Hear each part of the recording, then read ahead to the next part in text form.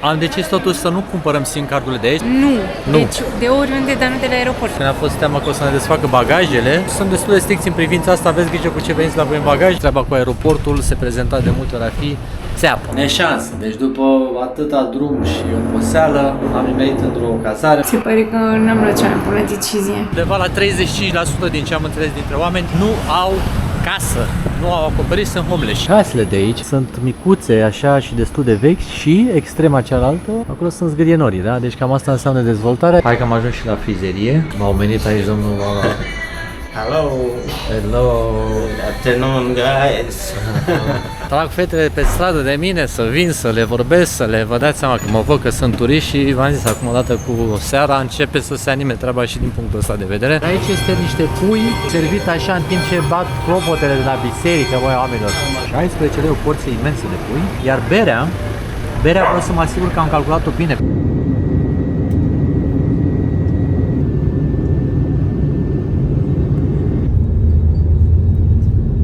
După vreo 8 ore de zbor și 3 de scală, am ajuns într-un final în Filipine. Suntem în Manila, un pic istoviți, dar bucuroși că am reușit într-un final să ajungem și aici. Yay! Sunt super fericit! Incredibil! Mergem acum să ne luăm bagajele, facem formalitățile, ne luăm SIM cardul, schimbăm banii și dăm drumul la treabă. Partea cu controlul pașaportului a fost foarte ok, nu ne-a întrebat nimic, pentru 1 de zile am primit viza. Și nu a fost niciun cost. Niciun cost, niciun cost. Tare. Da, tare. În schimb, ceea ce trebuie să faci este o completare a e-visa, ceva de genul online, ceea ce s-a ocupat Yasmin. Dar am văzut că multe oameni făceau și aici. Da, deci nu e ceva foarte complicat, totul deci e foarte în regulă. Să ne luăm bagajele și să mergem prin oraș. La ieșirea din aeroport, la ieșirea finală, scanează toate bagajele, pentru că din ce mi-a spus Yasmin sunt foarte restricți în privința semințelor, a plantelor. Deci noi am lăsat inclusiv niște semințe de chia, pentru că ne-a fost teama că o să ne desfacă bagajele. Deci sunt destul de stricți în privința asta, aveți grijă cu ce veniți la voi în bagaje, că acolo se face scanul ăla de... Să vedem dacă nu o să ne lase totul, că avem niște ceaiuri și niște scărțișoară. Da. Și nu știu dacă nu de aia. Da. Și stați alături de noi că facem și partea cu SIM cardurile, să vedem care sunt variantele avantajoase și cu schimbatul banilor înainte de a ne duce spre cazare. Cel mai mare motiv de bucurie când vezi că îți vine rucsacul. Exact de aici, de la ieșire, găsiți băncile unde puteți schimba banii. Noi clar am venit cu dolari, dolarul e bază întotdeauna în Asia. Noi asta o să facem, o să schimbăm prima tură de bani, destul de reprezentativă să spunem așa, adică nu schimbăm prea puțin. De aici direct am înțeles că la aeroport e cam cel mai ok curs valutar. Dacă veniți cu carduri, evident că puteți să le folosiți aici, nu știm exact cam care sunt comisioanele, dar puteți găsi multe ATM-uri aici în zonă. One Here with one backpack. Backpack, yes. Avem deja primul subscriber, de aici ne-am martirizat bine în Filipine că domnul la securitate vrea să-l aibă. How do you say thank you in Filipine? Salamat. Salamat. Salamat. Salamat. Yeah. Salamat. Salamat. Deci asta înseamnă mulțumesc. Ce frumos sunt banii și de aici din Filipine. Colorați, sunt aspectuoși, aș putea spune. Chiar arată foarte bine. Adică avem ceva de cheltuit pe aici, nu poți să zici. Chiar sunt frumoși. Și sunt cu corali, cu... Coral, cu... nu? E și ăștia pe spate. Păsări și vulcan și balene. Chiar arată foarte frumos. Deci Da, treaba și cu destul cursul... de profi aici, adică am semnat acte, mi-a cerut pașaportul, mi-a cerut biletul. Da, deci de au lucrat profi. încredere. Acolo în zare deja sunt băieții de la Global, cei în verde, ni s-a spus că este una din companiile bune de SIM carduri. Haideți să vedem cât ne costă internetul și ce opțiuni avem. Uite, Smart. Hello. Hello. Păi How long you stay? One month. Smart. Deci treaba cu internetul aici este că iau din asta de 2500, de 3000, de 3500 nelimitate pentru o lună, ce avem noi nevoie. Dar asta ne se pare cam scump, adică la modul că vine undeva la vreo 40 ceva de dolari. Avem senzația că am ajuns în Maldive, nu în Filipine. Și acum Yasmin face un pic de căutări să vadă dacă ofertele astea sunt reale sau nu. Ele reale sunt aici în Da, aeroport, reale dar nu știu sunt, dacă da. mai găsim noi Da, altceva. să nu fie Și reale... la cât de obosiți suntem acum, efectiv, Da. Nu-ți mai vine să te duci pe străzi să cauți, adică Da, deci noi mă acum tentează, sincer să fiu. Da, deci Globe și Smart sunt cele două companii pe care le-am găsit, într-adevăr și cu hotspot toate cele, dar totuși cam scump, repet, cam scump mi se pare. Am decis totuși să nu cumpărăm SIM cardurile de aici, s-au uitat Iasmin pe niște grupuri și... Spuneau nu. Deci de oriunde, dar nu de la aeroport. Asta spunea la prima căutare pe grupuri. Și ăsta e un tip foarte important pentru orice țară în care mergeți. Grupurile de Facebook în care dați căutare după subiect și găsiți rezultate. ce vă trebuie. Deci oamenii scriau pe grupul astea de Facebook că de la aeroport sunt prețurile de 2-3 ori mai mari decât ar trebui să le găsim în oraș. Era uriaș, într-adevăr, adică Filipine n-ar trebui să fie o țară atât de scumpă. Da, da. O să vă anunțăm cum merge treaba, până atunci hai să ieșim să luăm un taxi. Aici există și un punct de la Grab unde puteți să băgați oferta asta pentru a avea 50% discount și este foarte bine organizat, deci dacă nu aveți internet... 42. Perfect, deci noi era cursa 360 și ceva și acum ne-a ieșit la jumătate. Dar încă o dată la finalul ieșirii în aeroport puteți să veniți aici și luați oferta de la Grab. Cu plăcere pentru recomandare. Exact aici la ieșirea din aeroport este foarte bine organizată partea asta cu Grab-ul, adică uitați-vă câte mașini vin, câte sunt cu avariile. E un sistem super ok, doar că la noi prima comandă a fost anulată, nu știu ce s-a întâmplat. Pentru că nu mai aveam net. Și nu mai aveam nici noi net, mă rog, e ceva de genul, dar oricum, uitați-vă ce industrie e aici. Fără grijă puteți folosi Grab-ul cu condiția să aveți aplicația. Se pare că e fix ce trebuia după o noapte nedormită. Da. Să stau aici cu noxele astea. Da, e un pic sufocant, într-adevăr. Deci asta e recomandarea, să aveți aplicația Grab instalată dinainte și cu cardul inserat să puteți să o... oricum de la intrare și după aia mai e cineva și aici care Da, da, te pot ajuta și la fața locului dacă nu o instalați dinainte. Ok?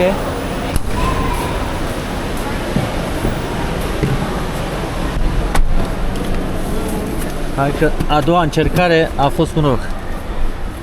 Un lucru e clar, la capitolul trafic stau foarte bine, o distanță destul de scurtă de la aeroport. Facem undeva de 20 de minute, cam așa ceva, și uitați cam cum se circulă.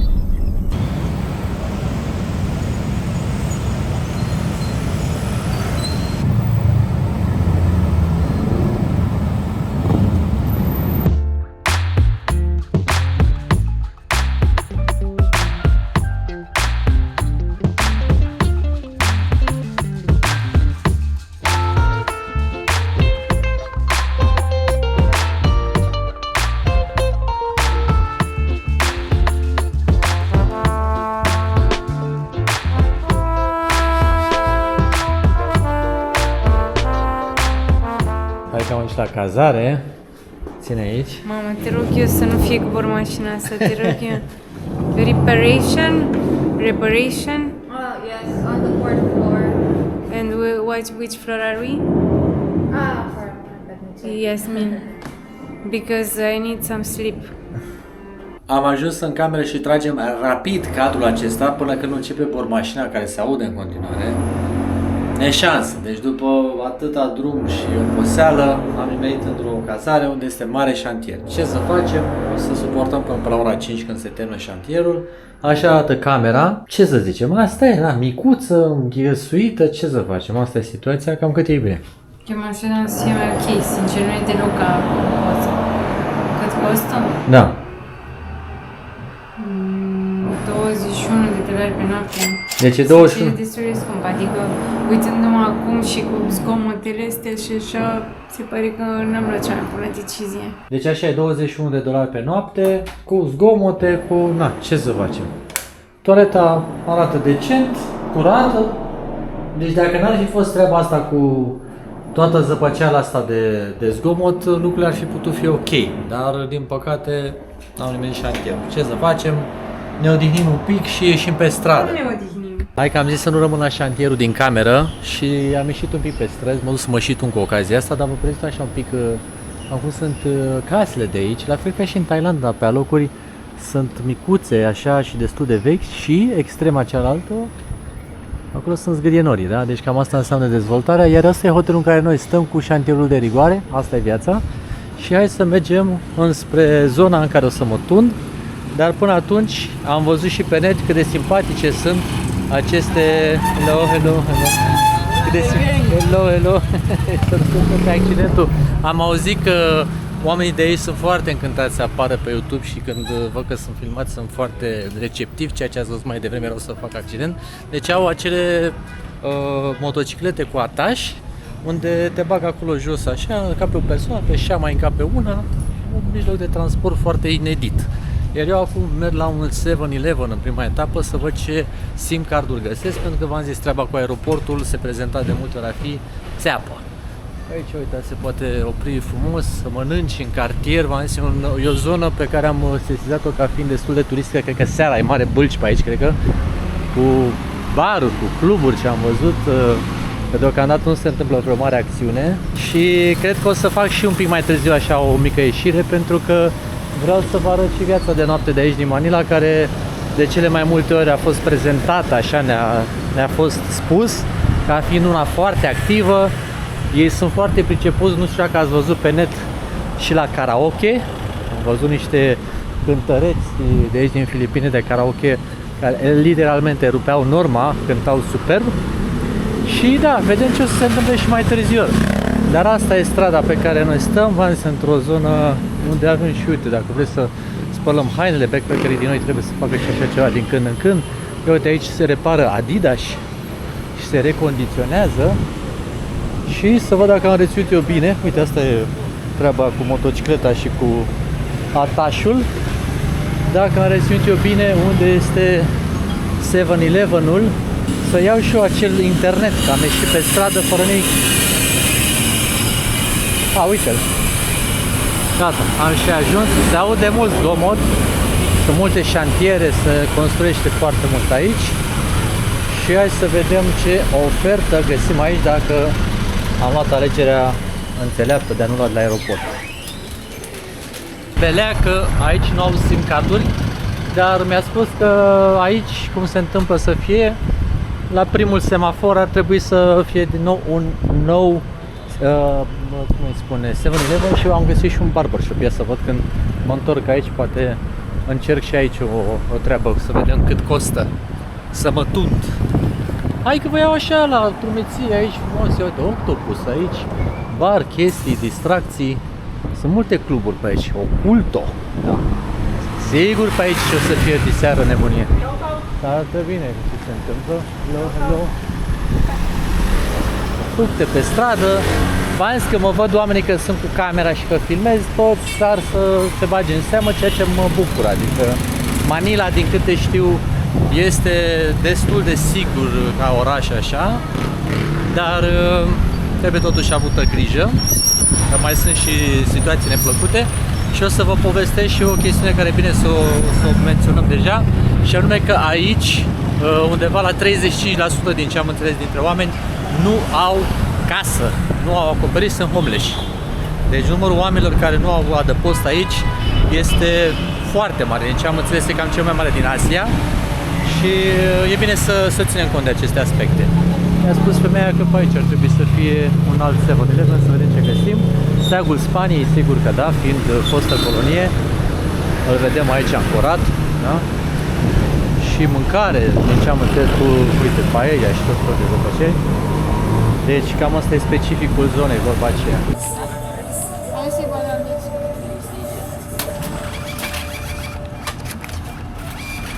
Deci nu știu încă dacă am făcut bine ce am făcut. Am luat o carte în asta SIM de la Smart cu 49, atenție, 49 de pesos, deci altă discuție.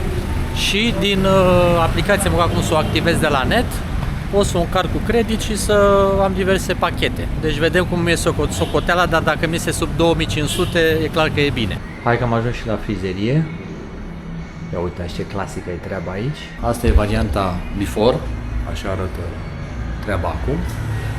Și astea sunt prețurile de aici. 250 de pesos înseamnă 20 de lei. 20 de lei pentru un tuns. N-am mai prins de ceva timp așa o ofertă bună. Sperăm că și iese lucrarea ok. Vedem imediat ce se va întâmpla. Good afternoon, sir. Thank you. How are you? Okay. Are you from China? Romania. Huh? Romania. Romania. E pe vechi, bine de tot aici salonul, după cum se poate vedea, e clasic așa. I like here, it's a classic salon. Yeah. Mama, mi s-au făcut ochii mici, de vreo 3 ore era să dorm. E un somn de nu se poate. Dar m-a făcut domnul frumos, adică s-a mișcat chiar bine. Dar vă spun, e greu să... Am crezut că pic aici de pe scaun. Mega somn. Dar e bine, bine. Îmi place cum lucrează. Tacticos așa. Mamă, s-a lăsat și cu masaj. Ai, ai, ai. Bine, masaj. Ai, ai, ai. Mamă mia, deci așa, da. Oh. M-au menit aici, domnul Mama. Hello. Hello. Good afternoon, guys. Doamne, ce bine. Dacă m-ar vedea Yasmin, ce fac eu acum? My name is Pony. Pony, Mr. Pony, aici Yeah. din Filipine, din Manila. Oh, hairdresser too. So, Deci domnul aici, nu what is e your name again? I forgot. Alex. Alex, Alex. Alex, yes. Oh, doamne, e bine, e bine. Adică aici e tratament complet, nu numai că te tune, te și masează, te și omenește și ați văzut la ce prețuri. Mamă, mamă. Mr. Pony is very good, I like it. It was needed after all day carrying the bags and Oh yeah, flying. like long trip, right? Yes, and turbulences. Thank you very much. Very good. Yay. Thank Yeah, you. yeah. See you. Foarte See bine. you again, Alex.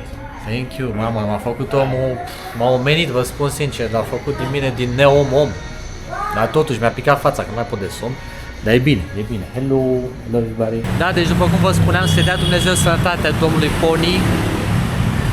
Deci, repet, 20 de lei și am lăsat ciubucă, m-a masat. M-a făcut ca nou. Aveam și eu nevoie de un masaj așa. Deci super servicii. Deci vă spun sincer, am meritat toți banii cum a lucrat omul. Și acum mă duc și eu să fac un duș, mă refreșez, o iau și pe Yasmin. Și vreau să ieșim un pic pe stradă, că deja se lasă lumina și începe să se anime treaba.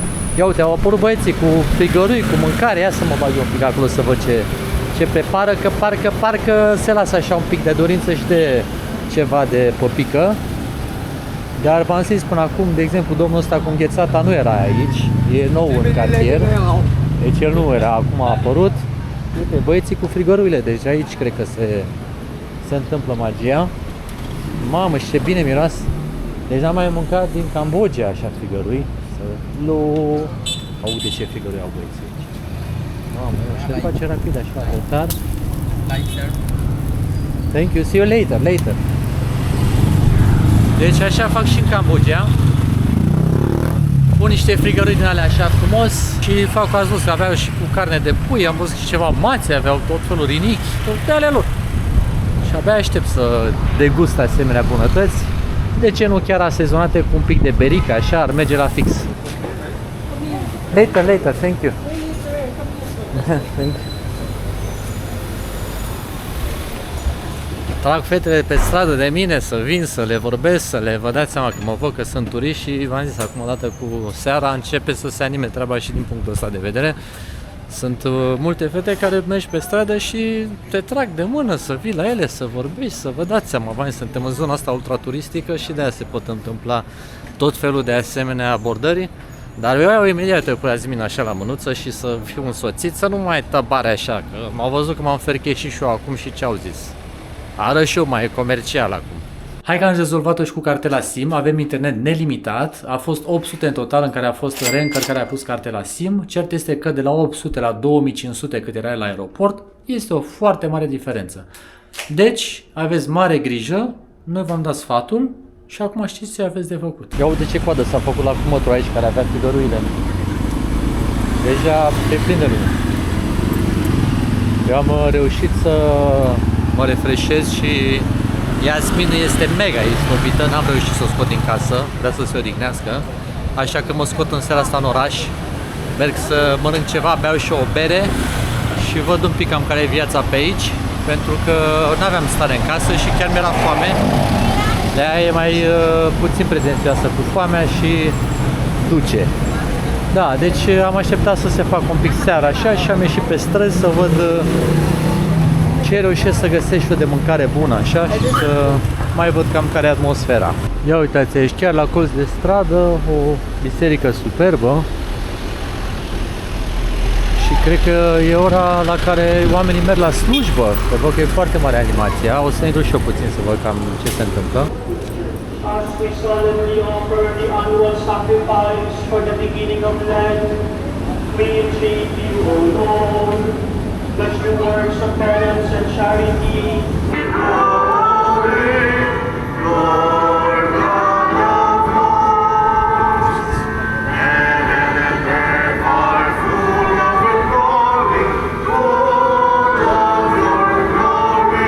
death and resurrection.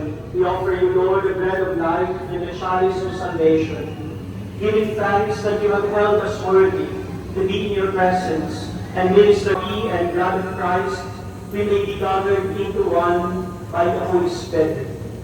Remember, Lord, your church, spread throughout the world, and bring her to the fullness of charity, together with Francis, our Pope, Jose, our Bishop, and all the clergy. Remember also our brothers and sisters who have fallen asleep. Surprinzător ce frumos se desfășoară aici lucrurile. Deci suntem într-o zi de marți, în timpul săptămânii. Uitați-vă cât de multă lume este adunată aici la biserică.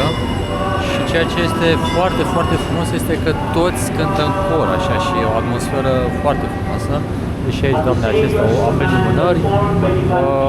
Da, o surpriză foarte, foarte plăcută în ceea ce privește aici religia și ceea ce se întâmplă în Filipine. Știam că ei sunt o țară creștină, dar v-am spus, foarte interesant cum se desfășoară totul. Am avut șansa să mă nimeresc acum aici și, da, ce să mai, cuvintele sunt de prisos, vă las să vă bucurați de acest moment.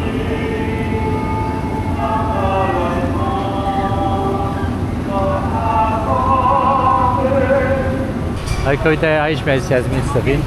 Hello! Mi-a zis Iasmin să vin aici la acest restaurant. WG. WG. Manila. Ok, thank you very much. Noi ne-am ajuns bine și gazda de aici, pentru că faptul că m-a omerit cu o bere, vine să-mi spună toată istoria și tot ceea ce trebuie să știu despre Filipine. Este un om absolut minunat care vrea să împărtășească istoria acestei țări cu mine.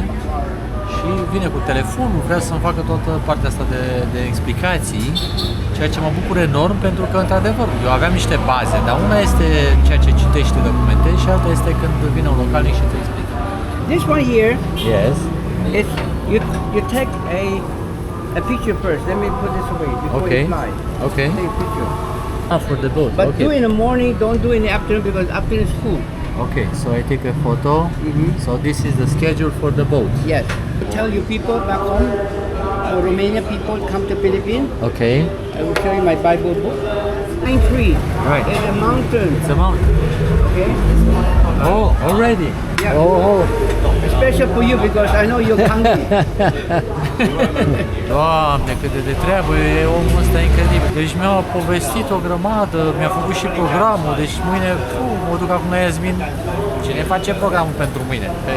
Au făcut toată documentarea și a uitat și a venit aici, orez, cu niște, cred că, nu știu ce e aici, dacă pare a fi un cuc, nici nu-mi dau seama.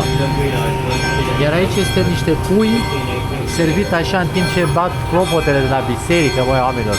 E un moment sfânt acum care se întâmplă.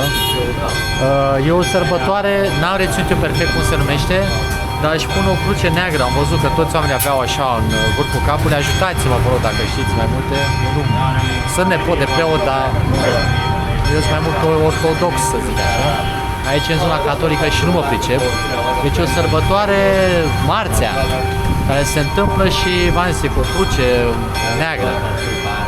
Interesant, da. Și deci, cum spuneam, a venit și mâncărica, luat clopotele, ce să mai, e un moment magic.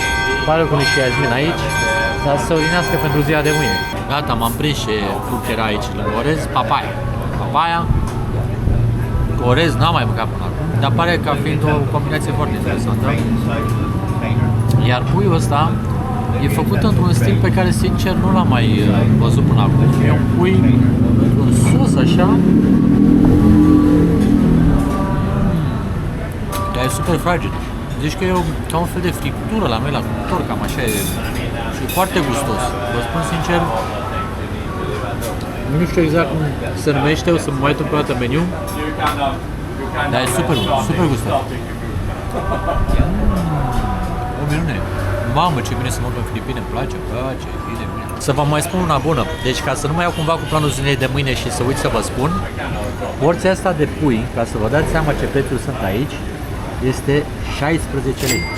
16 lei o porție imensă de pui, iar berea vreau să mă asigur că am calculat-o bine, bere servită în restaurant, atenție, 8 lei.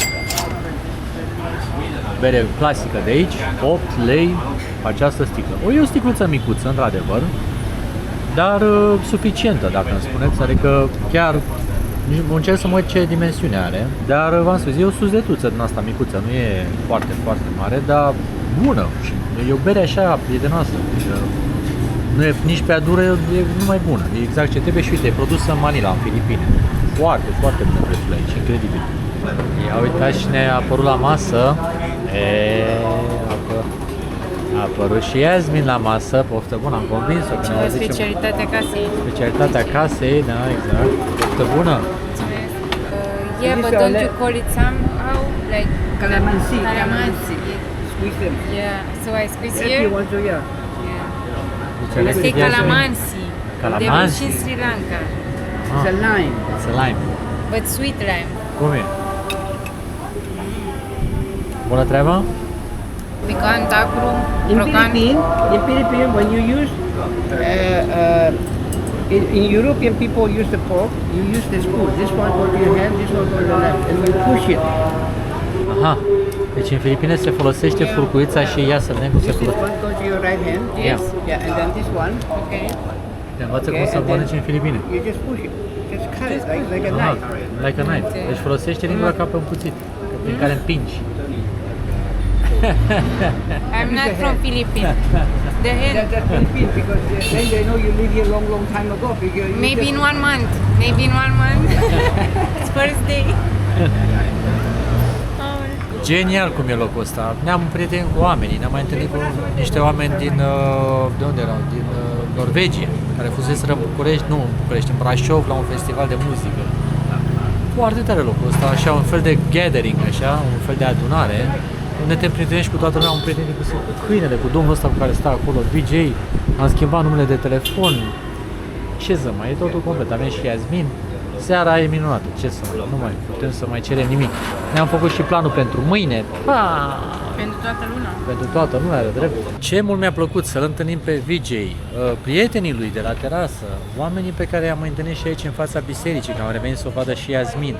Și tot ceea ce am descoperit până acum în Filipine mi se pare absolut magnific. Adică oamenii ăștia chiar au o candoare așa și o bunătate pe care VJ o descria ca fiind cumva specific latin, adică ei fiind atât de mult timp aici și cu spaniolii alături, parcă au împrumutat din stilul ăsta nostru latin, în care te întâlnești, uite, stai la vorbă așa și te lungești și trece ceasul și nu știi când s-a întâmplat asta. Cu speranța că v-a plăcut ceea ce s-a întâmplat astăzi și cu prima descoperire pe care ați avut-o aici alături de noi din Filipine, vă rugăm din suflet, lăsați-ne și nouă un like, un subscribe dacă n-ați făcut-o deja și vă așteptăm cu foarte mare drag în următorul episod pentru a înțelege și mai multe despre Manila și despre istoria Filipinelor. Am ajuns într-un final în Filipine, suntem în Manila, un pic istoviți, dar bucuroși că am reușit într-un final să ajungem și aici. Yay! Sunt super fericit! Incredibil!